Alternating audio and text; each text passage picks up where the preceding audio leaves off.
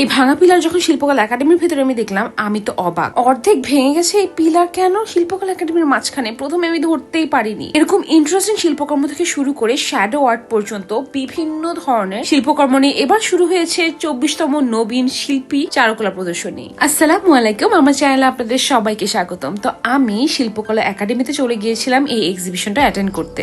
আপনারা যারা যেতে পারবেন না তাদের জন্য আমি চেষ্টা করব সুন্দর সুন্দর এই আর্ট ওয়ার্ক গুলো বা শিল্পকর্মগুলো আপনাদেরকে দেখাতে। তো চলুন এবার আমরা মূল কাজ শুরু করি, সাথেই থাকুন।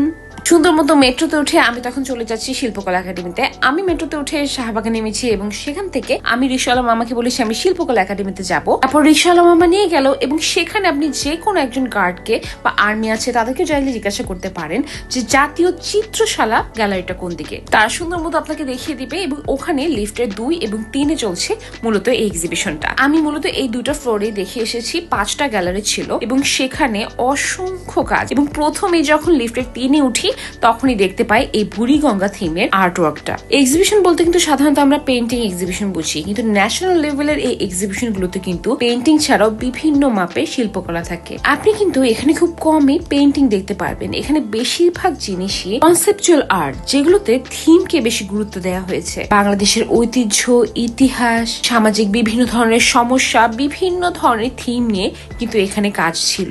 আরেকটা বিষয়, বেশিরভাগ কাজই কিন্তু অনেক বড়। যেমন দেখা যাচ্ছে এই কাজটা, এটা কিন্তু পুরো দেয়াল জুড়ে।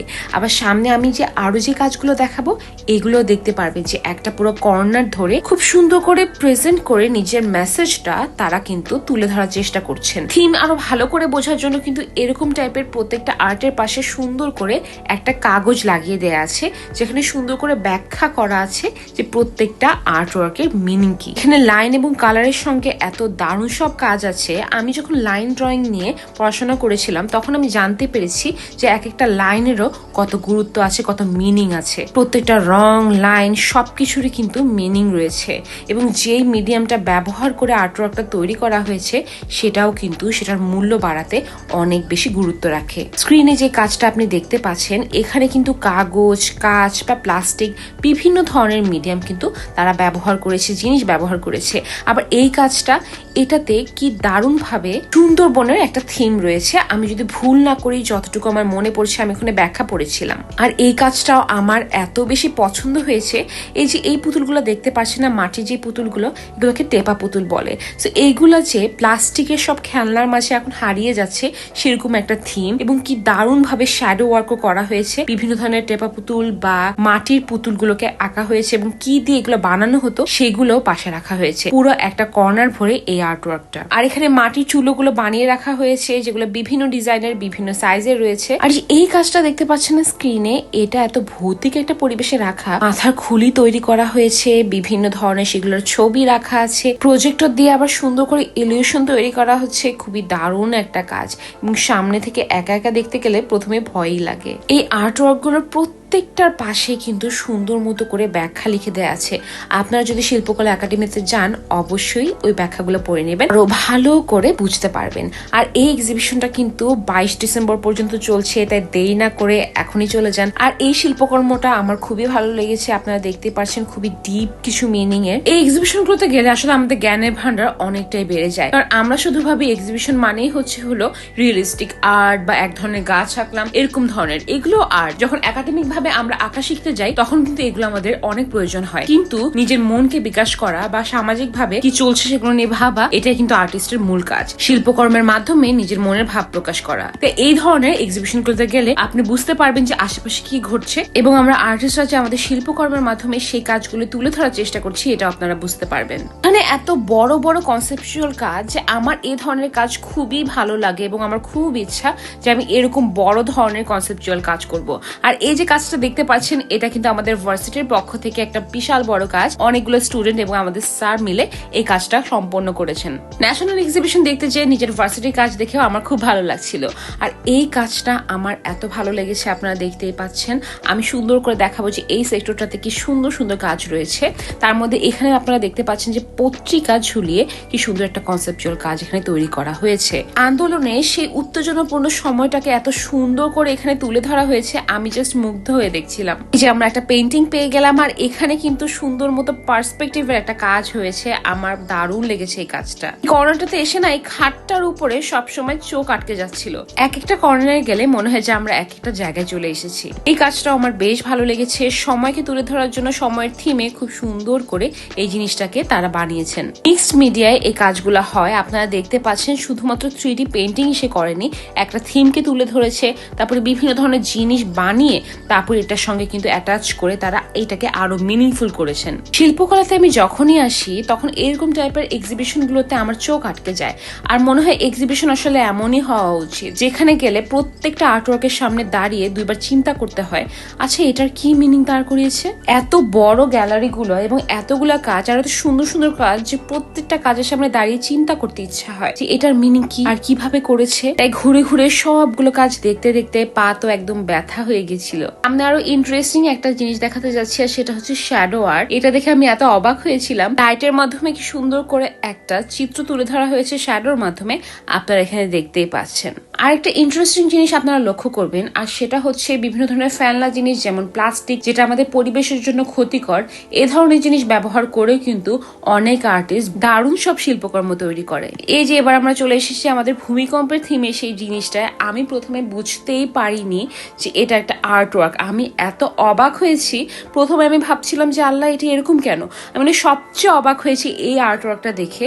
এটা যে আর্ট ওয়ার্ক আসলে এটা আমার বুঝতেই সময় লেগেছে। প্লাস্টার করে এত সুন্দর করে জিনিসটাকে তৈরি করা হয়েছে, নিচের টাইলসটাও সেম টু সেম ব্যবহার করা হয়েছে। আমি পুরো অবাক। একটা জিনিস তৈরি করেছেন তারা, হ্যাটস অফ টু দেম।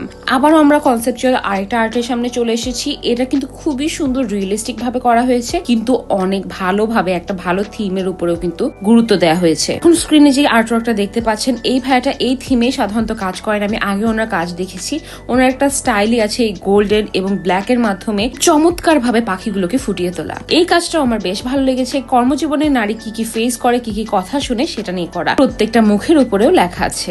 এই কাজটা আপনারা দেখতে পাচ্ছেন বিভিন্ন সাইজের, বিভিন্ন অ্যাঙ্গেলের একই ধরনের ছবি এই কর্নারটাতে রেখে দেয়া। আমার মনে হয় কি আমার মতো যারা আসলে আগে এক্সিবিশনে যেতে পারতো না, কিন্তু খুব ইচ্ছা তাদের যে কিরকম টাইপের এক্সিবিশনে কাজগুলো হয় এগুলো দেখা বাসায় বসে, তাদের জন্য এই ভিডিওটা অনেক ভালো লাগবে। কারণ আমি আগে বের হতে পারতাম না এবং দেখতে পারতাম না, কোথাও যে কিনতে পারতাম না। তো আমার জন্য কিন্তু এই জিনিসগুলো অনেক বেশি ইমোশনাল। তো আমি এখন যেহেতু এক্সিবিশনে যেতে পারি, আমি আমার ভিডিওর মাধ্যমে বিভিন্ন ধরনের এই সুন্দর সুন্দর আর্টওয়ার্ক গুলো আমার ভিডিওতে আপনাদেরকে দেখানোর চেষ্টা করছি। আই হোপ আমার ভিডিওটা দেখে যাদের আপনাদের যাওয়ার আগ্রহ আছে এবং যেতে পারবেন তারা অবশ্যই ঘুরে আসবেন, এবং যারা যেতে পারবেন না তারা আমার ভিডিওর মাধ্যমে অনেকটাই বুঝতে পারবেন যে কিরকম টাইপের কাজ এখন বেশি গুরুত্ব দেওয়া হয়, যেমন বেশি কনসেপচুয়াল কাজগুলোকে গুরুত্ব দেওয়া হয়। আপনি কিভাবে ভাবছেন, আপনার সমাজে কি ঘটছে, পৃথিবীর বিভিন্ন ধরনের বড় বড় কনফ্লিক্ট গুলোকেও কিন্তু আপনি চাইলে তুলে ধরতে পারেন আপনার আর্টওয়ার্কের মাধ্যমে। রিয়েলিস্টিক আর্টেরও যেরকম গুরুত্ব আছে, সেরকম কিন্তু আপনার কনসেপচুয়াল আর্টেরও অনেক বেশি গুরুত্ব। কারণ আপনার আঁকা শিখতে হলে রিয়েলিস্টিক আর্টটার দিকে গুরুত্ব দিতেই হবে। আর্টিস্ট হিসেবে শিল্প কিন্তু আমাদের জন্য একটা ভাষা। যে কোনো ভাষার মানুষই কিন্তু আমাদের আর্টওয়ার্কটা বা শিল্পকর্মটা দেখে আমাদের মেসেজটা বুঝতে পারবে। আমাদের ভাষা যদি সে না জেনে থাকে, আর্টের ভাষার মাধ্যমে জানতে পারবে। অনেক সময় না অ্যাবস্ট্রাক্ট আর্ট দেখে আমরা ভাবি যেটা তো রং ঢেলে রাখছে, এটার মধ্যে আর কি যায় আসে। কিন্তু না, প্রত্যেকটা লাইন, প্রত্যেকটা রং, প্রত্যেকটা টেক্সচারেরও একটা অর্থ আছে।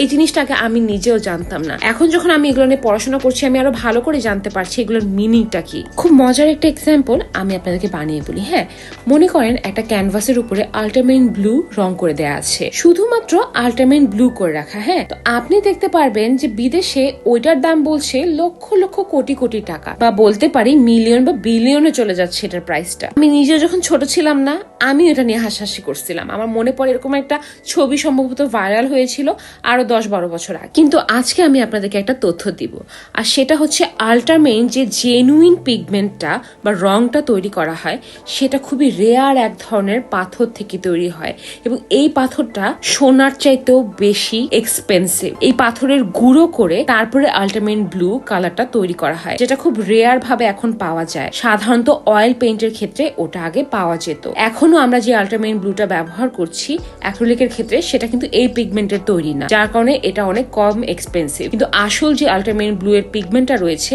সেটা অনেক অনেক বেশি দামি, সোনার চাইতেও বেশি দামি। তাই একজন আর্টিস্ট যদি শুধুমাত্র ওই আসল পিগমেন্টটা দিয়ে একটা খালি ক্যানভাসে ওই পেইন্টটা লাগিয়ে রাখে, তাহলেও কিন্তু ওই পেইন্টিংটার দাম হয়ে যাচ্ছে লক্ষ লক্ষ কোটি টাকা। তাই প্রত্যেকটা আর্টওয়ার্কের পিছনে কিন্তু একটা গুরুত্ব আছে। আর বিদেশে কিন্তু আমাদের আর্টওয়ার্ক গুলোকে অনেক বেশি গুরুত্ব দেওয়া হয়।